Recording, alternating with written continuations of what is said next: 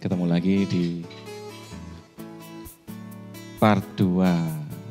Iya, aku salah waktu itu. Aku ngomong bahwa sesi 2. Sesi 2. Part 2.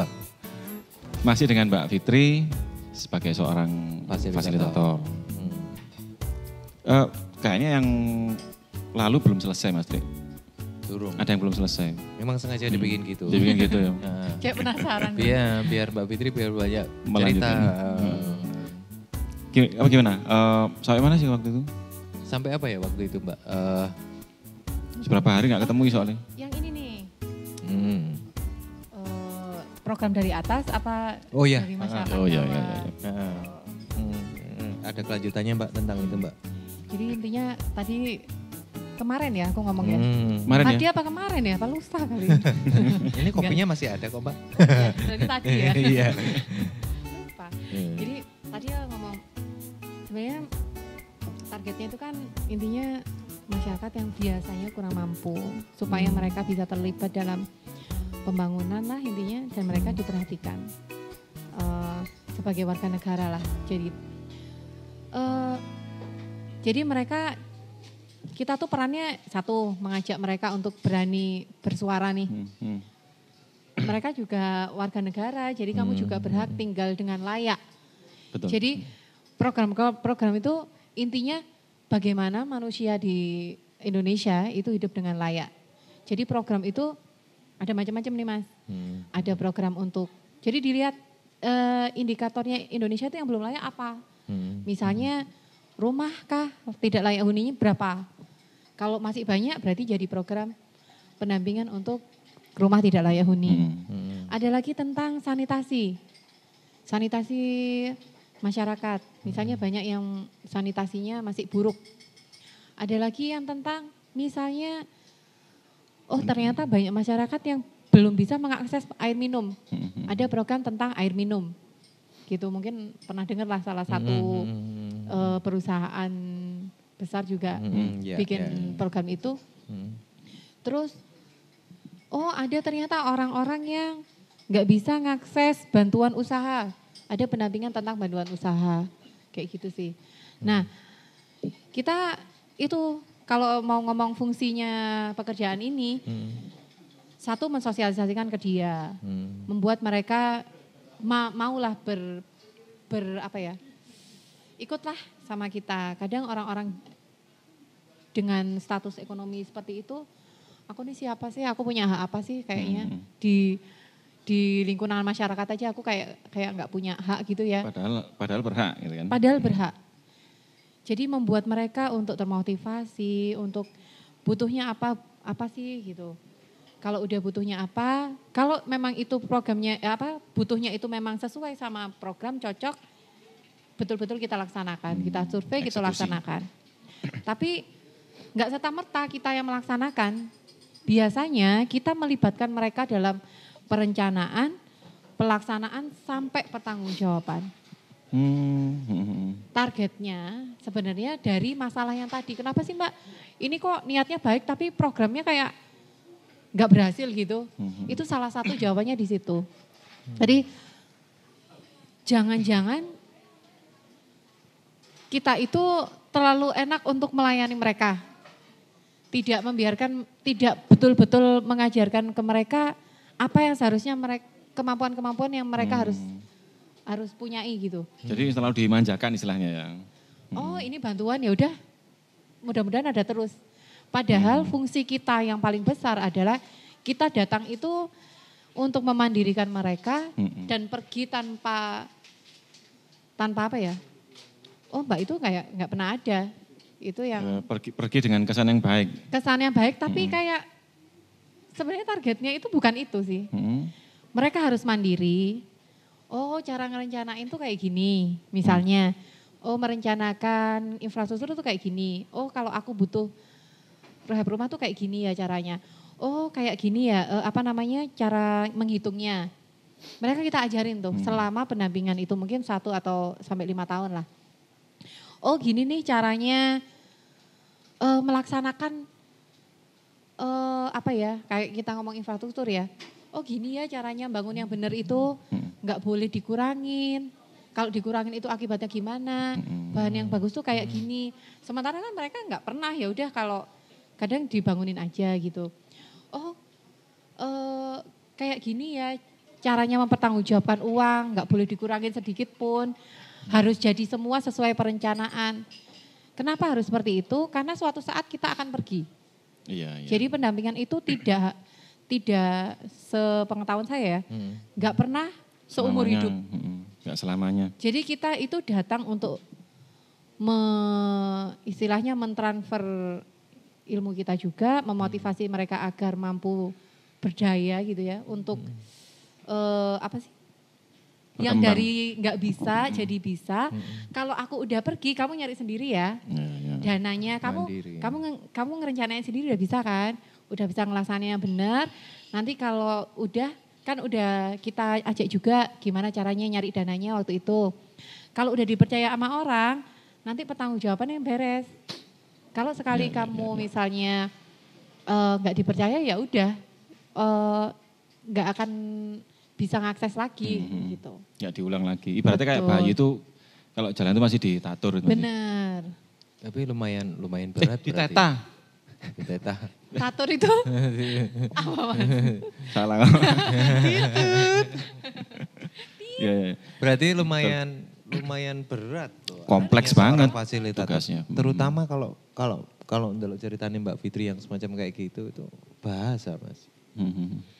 Ketika kita salah menggunakan bahasa dalam ketika pendekatan ataupun pendampingan dengan target gitu.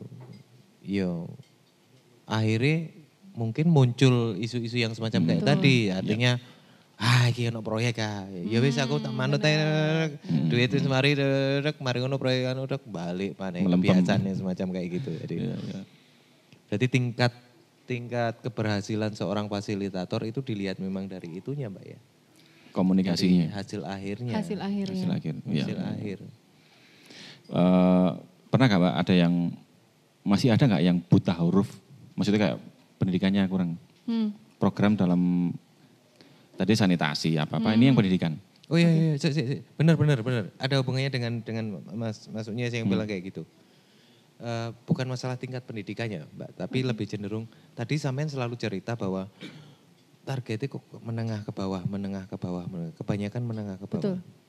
Biasanya Tapi gitu. kok menurut saya pribadi, menengah atas pun nyun sewu. Ikut Artinya iya ikut berperan itu, hal tersebut karena ini bukan masalah pendidikan, Mas. Mesti ikut berperan itu ikut menikmati atau ikut berkontribusi atau gimana? Bisa jadi, Menengah atas ya.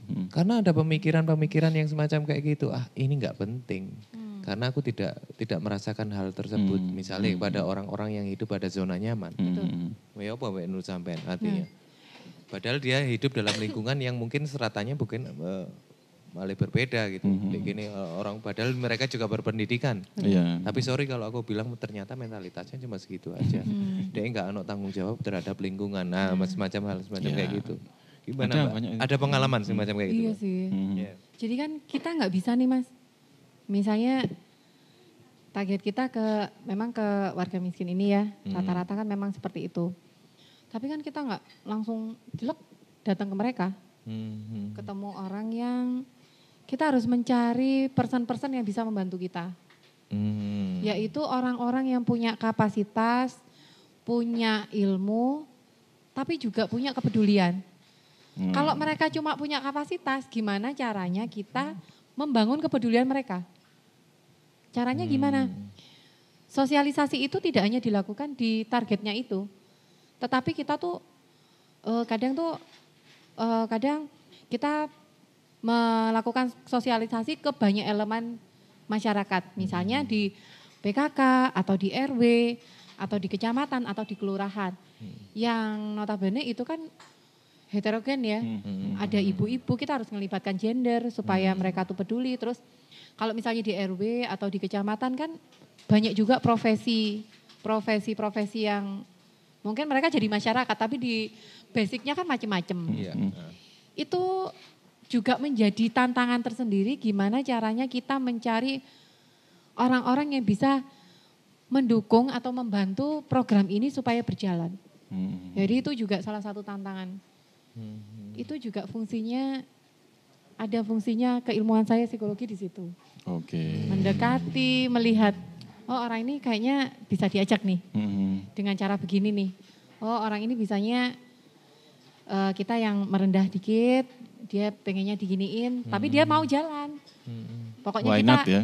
Why not? Nah, why not? Kenapa kacang? Kenapa kacang? Bisa. Sering ya kayak gitu ya? Sering. Jadi tidak hanya melibatkan orang itu, tapi kita betul-betul juga harus melibatkan banyak orang sih. Supaya yang selama ini, oh ada warga miskin di situ ya ternyata ya. Kadang ada yang nggak tahu juga. Nah, iya, Atau ada juga yang gini, kayak tadi Mas Edi bilang, kok itu doang yang dapat, kok kita enggak? Emang kita bukan warga apa? Kayak gitu. Nah kita yang berusaha mensosialisasikan ke mereka kalau oke lah kita ada warga, tapi kan ada prioritas. Mana yang bisa, mana yang masih bisa mandiri, mana yang masih bisa mengakses ini itu. Ya. Tapi ini kan nggak bisa gitu. Iya. Gitu sih. Kadang ada sing istilahnya jealous ya itu, envy. Ya. Berarti sosialisasinya memang adalah faktor yang sangat penting. Betul. Untuk semua kalangan. Jadi terutama kayak tadi contohnya bedah rumah itu Mbak Mani, bedah rumah. Ini rumah paling bobrok Mbak Mani. Terus ada rumah yang enggak paling bobrok tapi bobrok. Sementara program ini mencukupi untuk satu dulu Mbak Mani. Nah, apakah bisa mesti kayak diajukan lagi. Supaya nggak terjadi kesenjangan kayak gitu. Bisa ya? Emang gitu sih prosesnya. Jadi ketika kita datang, contoh kasusnya rehab rumah ya. Pasti kan dananya tuh cuma anggap aja kita untuk mencukupi 5 rumah lah dalam satu kelurahan. Pasti kan rebutan nih. Ada yang punya kepentingan, ada yang saudaranya, ada yang ini dan itu. Tapi biasanya program sudah menyiapkan sistem. Sistem namanya ada sosialisasi, ada forum group discussion. Gimana sih cara menentukan prioritas dengan menunjukkan misalnya foto rumahnya. Orang yang mau kita prioritaskan 5 dari satu kelurahan. Jadi orang satu kelurahan itu tadi kita pampangkan betul-betul 5 rumah itu tadi. Atau berapa sih rumah di sini yang dianggap gak layak huni. Tapi ini cukup untuk 5 nih, misalnya ada 10. Itu kita ajak pakai forum group discussion biasanya. Caranya gimana? Biasanya kalau engkel-engkelan nggak pakai data tuh nggak ada habisnya. Jadi biasanya program itu udah nyiapin prosedurnya. Kalau yang pernah aku alami tuh, kita pampangkan, yo ini dulu yang harus ini, pakai foto aja deh. Foto, data ekonominya, berapa penghuninya, pekerjaannya apa. Dari situ akan iku anjane sing luwih soro sing iku sih gitu. Jadi nanti ada prosedurnya lah, ada target-targetnya gini. Kalau misalnya program itu berjalannya hanya untuk 5 rumah ini, kita kembalikan lagi ke mereka. Program ini kan enggak terus-terusan nih. Sisanya mau diperjuangin enggak sama kalian? Nah, itulah fungsi kita. Gimana Mbak caranya? Kalau program ini sudah habis, gimana caranya kita nyari dana dari luar? Itu yang kita juga memberi edukasi. Caranya kita ngakses nih CSR. Lo pakai apa Mbak? Misalnya proposal Pak. Proposalnya kayak gimana? Kita ajarin. Jadi kenapa kok basic pendidikan itu sangat diperlukan di situ dan ada pembagian tim. Jadi untuk yang biasanya fasilitator sosial itu untuk membangun motivasi, membangun relasi, gimana caranya banyak orang yang terlibat di situ. Semakin banyak orang yang terlibat, maka semakin banyak yang tahu dan semakin meminimalisir konflik dan banyak juga yang harapannya yang peduli. Tapi kalau yang di teknik, itu untuk yang ngajarin perencanaan sampai pertanggungjawaban yang benar itu seperti apa, kayak gitu. Jadi mereka dibekali edukasi, wis diculno. Supaya bisa diculno. Dan yang paling, kalau saya lihat ya, yang paling penting dari situ memang bisa memanfaatkan link jaringan. Contoh kita musisi aja deh. Kita punya uang, nggak punya link. Iya, betul. Gak payu, siapa sih ngatanya. Punya link, nggak punya uang, masih bisa dapat uang dari link. Betul, Kayak gitu. betul. Jadi memang apa ya, mekanismenya kayak sama di mana-mana sepertinya kayak gitu. Harus Tapi bisa. benar kata Mbak Fitri, Mas. Semua program atau semua ide atau semua apalah konsep apa itu tergantung kita bisa mau menerima open mind terhadap sebuah edukasi. Kenapa aku bilang kayak gitu? Karena gini loh. Ketika orang sudah tahu itu ada program gitu. Ada duitnya lah. Ada duitnya gitu. Hai program gitu duit. Akhirnya jaga no Mas. Kayak gitu. Akhirnya jaga no. Lah itu kan berarti masalah apa Mbak? Mentalitas. Mental. Apa? Mental ya. Itu termasuk fasilitator juga Betul. membentuk itu juga. Bisa diubah gitu, mesti diarahkan supaya mentalnya. Emang itu tugasnya kita. Jadi kita datang untuk, yaitu tadi menyadarkan mereka bahwa ada kesempatan, tapi bukan untuk digantungkan terus-menerus di sini. Kalau kamu mau merubah nasib menjadi lebih baik atau mengakses sesuatu yang kamu butuhkan, berarti kamu harus belajar. Harus mau dulu, harus mau peduli, harus mau belajar. Kalau sudah belajar dan punya kemampuan dan punya aksesnya, apa yang kurang? Tinggal berangkat aja kan sebenarnya gitu. Tinggal cus. Tapi kalau hanya dikasih uang itu nggak merubah apapun, nggak merubah persepsi, nggak merubah mentalitas seseorang kan, kayak gitu. Betul. Jadi kenapa di setiap program itu pasti melibatkan sisi pemberdayaan, sisi edukasinya, ada motivasinya karena yaitu tadi sih ada unsur-unsur untuk mengubah mindset. Nah, gitu. Mindset itu yang paling. Iya, pernah ada sebuah pengalaman juga sih dulu di suatu daerah. Di Antah Nggak perlu Berantah. saya sebutkan di Antah Neverland. Berantah. Ada sebuah proyek dari sebuah universitas besar dan sebagainya. Itu akhirnya dibikinlah program. Programnya bagus sekali. Itu kebetulan di hamparan pantai dan sebagainya kayak gitu Mbak. Ada konservasi alam di situ. Dan dikatakan berhasil selama 2 tahun. Setelah itu rusak lagi. Dan kayak gitu itu ternyata benar karena mentalitas dan apa itu Mbak Fitri karena atau pendekatan apa gimana? Kalau kayak gitu ya biasanya kalau yang aku lihat mereka merasa itu bukan kebutuhan mereka. Bisa nggak? Bisa Emang jadi, kenapa bisa. sih kalau lingkungannya baik, aku kayak nggak merasakan apa-apa gitu. Jangan-jangan karena itu tuh, karena kebutuhan program aja, bisa jadi. Jangan-jangan orang-orang di sana itu mereka belum merasa itu menjadi kebutuhan mereka.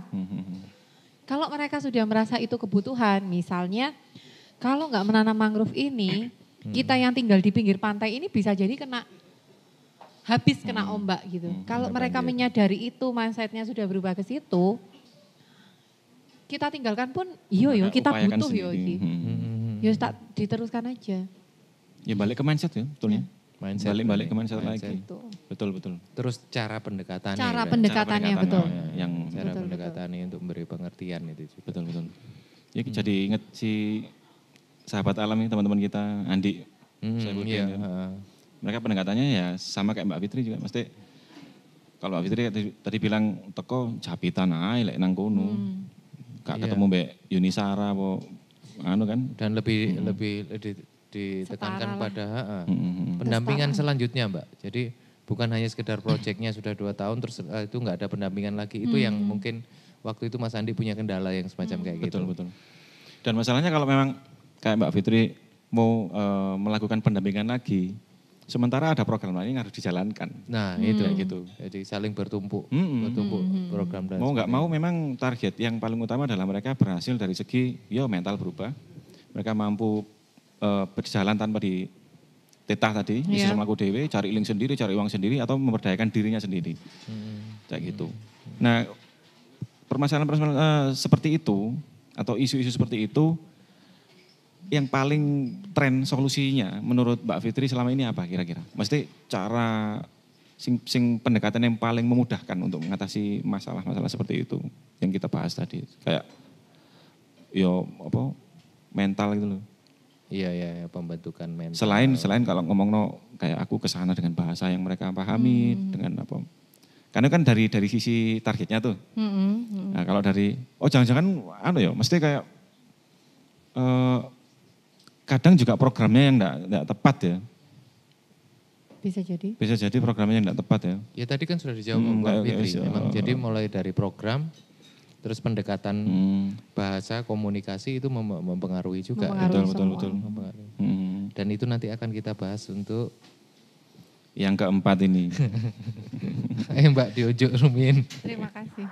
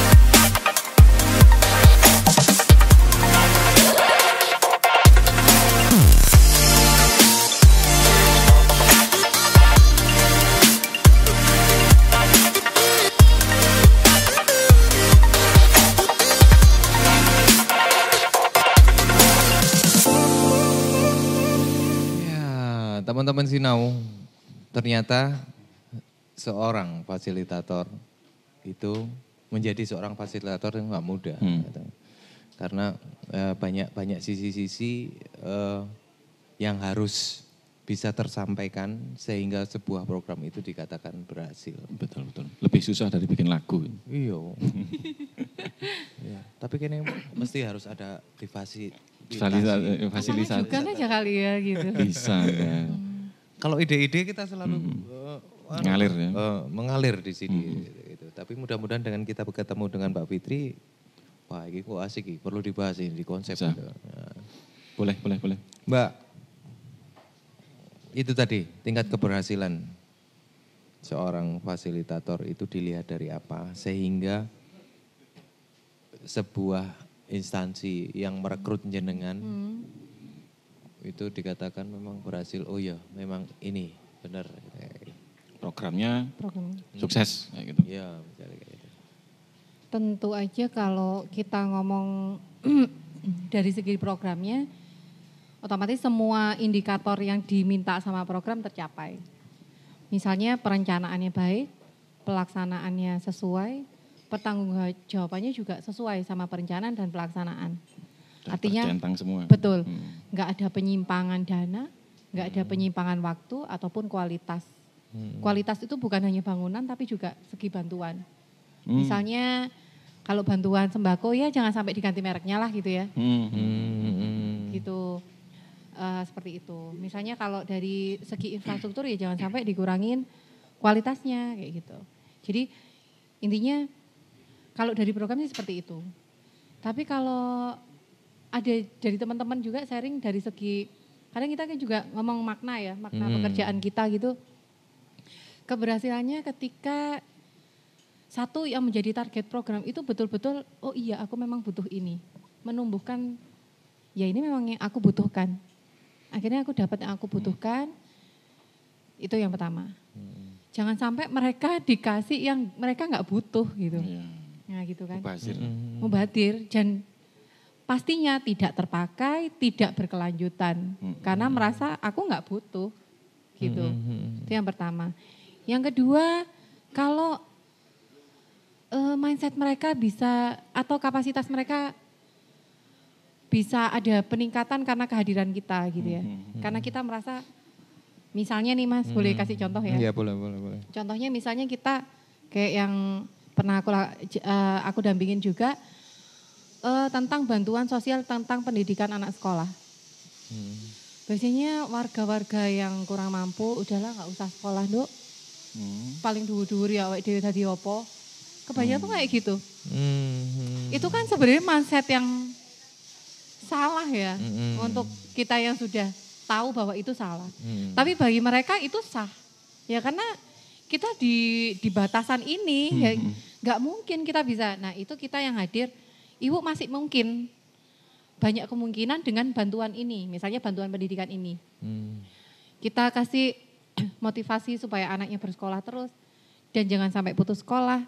Nah keberhasilan ketika ibu ini walaupun kita mendampingi misalnya 300 orang misalnya, tapi ada satu aja yang berhasil memotivasi anaknya untuk terus bersekolah, akhirnya setidaknya bisa melamar pekerjaan, melebihi sedikit aja kemampuan dari orang tuanya, itu udah hal yang luar biasa gitu. Dan yang lebih penting lagi sebenarnya, ketika yang kita dampingin itu merasa bahwa itu adalah jeripaya mereka, bukan kehadiran kita. Jadi jangan sampai mereka tuh merasa, oh iya ini kan karena mbaknya yang ada di sini, coba kalau nggak ada. Nah itu gagal. Kita kalau kita ngomong teman-teman fasilitator itu udah gagal karena kayak kita yang megang mereka kan, kayak kita yang nitah. Tapi kalau orang udah bisa berjalan sendiri, karena aku gitu. Itu yang keberhasilan yang luar biasa. Cuman gitu. Pendamping aja. Jadi kita itu susahnya menempatkan diri kadang tuh, aku tuh cuma dampingin loh ya, bukan sebagai orang yang membantu kamu dapat sesuatu. Itu yang kadang menekan ego itu yang bagi kita susah. Jadi ada gak sih sampai sekarang yang dulu pernah jadi kliennya Mbak Fitri itu yang masih kontak sampai sekarang, tapi mesti dalam konteks bukan apa, mesti eling Mbak Fitri tahu ya gitu. Ada ya, banyak ya? Sampai sekarang sih kebanyakan seperti itu. Berarti kebanyakan terbentuk udah mereka mesti iso menghargai usaha mereka. Dapat asas manfaatnya berarti. Benar-benar. Wah keren ya. Karena tadi sistem pendekatan kita, kayak yang tadi itu. Kita ketika masuk ke mereka itu ada metodenya, yaitu tadi sebenarnya kalau kita jadi fasilitator itu banyak hal yang bisa kita dapatkan gitu ya. Menemui banyak orang, mempelajari beberapa banyak sifat orang, menempatkan diri di mana kita berada, menyalurkan ilmu kita itu seperti apa, kayak gitu-gitu sih. Memenuhi target pekerjaan yang kadang menekan itu seperti apa. Jadi banyak pelajaran sih dari sini. Mereka enggak berhenti belajar meskipun mereka mengajari. Iya. Ya ini cocok jadi dayonya Ipo-ipo sinau. Barangkali Mas Tri, teman-teman sinau di rumah, ada yang nggonku ternyata melakukan program sing aku tes ngerti tibake Mbak iki tibake koyo Mbak Fitri. Ternyata fasilitator. Bisa jadi loh. Aku bisa nih Mbak. Iya, kamu pun tahu. Dulu sebelum menikah, iki opo wong. Ternyata baru tahu kalau tadi apa nama lainnya fasilitator tadi apa? Pendamping program. Pendamping program. Nah, aku tahunya itu dulu. Nah, sekarang ternyata ada nama fasilitator. Kira-kira Mbak Fitri punya enggak pesan-pesan untuk mereka supaya oke loh, caramu menyikapi seperti ini. Kalau ada fasilitator seperti ini mereka. Ya mungkin setengah-setengah ada konklusinya dari yang kita bicarakan tadi sebetulnya. Iya, minimal ada tiga elemen, dari pelaku fasilitator itu sendiri, target dan orang yang atau pihak yang mempunyai program itu, Mbak. Sebenarnya yang pengen barangkali ya, untuk yang belum pernah dengan pekerjaan ini. Misalnya anak-anak yang masih kuliah nih, ada pekerjaan yang bisa kamu jadikan target pekerjaan. Selain misalnya PNS atau apa, yang barangkali passionnya memang di bidang sosial gitu, khususnya ya. Mereka yang punya basic ekonomi atau sosial atau teknik atau apapun, tapi mereka punya kepedulian sosial gitu. Di sini kan kerjanya dibayar, tapi kerjanya juga purna waktu, artinya fleksibel, nggak setiap hari. Misalnya pun setiap hari bisa diatur waktunya. Jadi anak-anak muda yang mungkin mendengarkan ini, coba sih kalau misalnya kalian cari pekerjaan, coba search lowongan tentang fasilitator. Kalian bisa kerja di sini menghasilkan uang, tapi kalian juga bisa memanfaatkan waktu kalian yang masih luang. Karena pekerjaan ini bukan pekerjaan yang total satu hari habis untuk bekerja, tapi masih banyak waktu-waktu yang bisa digunakan. Jadi rasanya cocok untuk orang yang punya passion sosial, yang juga intinya mau dapat pendapatan, tapi juga mau mengembangkan diri di bidang lain gitu. Misalnya mau kuliah lagi atau mau mengembangkan usaha gitu kan masih punya waktu gitu. Jadi multi karir ya. Oke. Itu sing arek musisi lho, mungkin ono sing iso lah nyambi ngamen karo jadi fasilitator. Tapi ada batasan umur gak? Enggak ada ya? Rata-rata sih ada yang menentukan sampai 35 tahun, maksimal 35. Tapi ada juga yang tidak menentukan batas usia. Kalau jadi kakek mau ikut gitu bisa ya? Bisa. Kalau kakek mau jadi fasilitator maunya. Jadi, biasanya dilihat pengalamannya, memang nggak ditentukan dari batas usia tapi dilihat pengalamannya. Kalau dia memang jalurnya selama ini di fasilitator, berarti wah ini udah pengalamannya udah banyak banget, jadi udah terbiasa nih.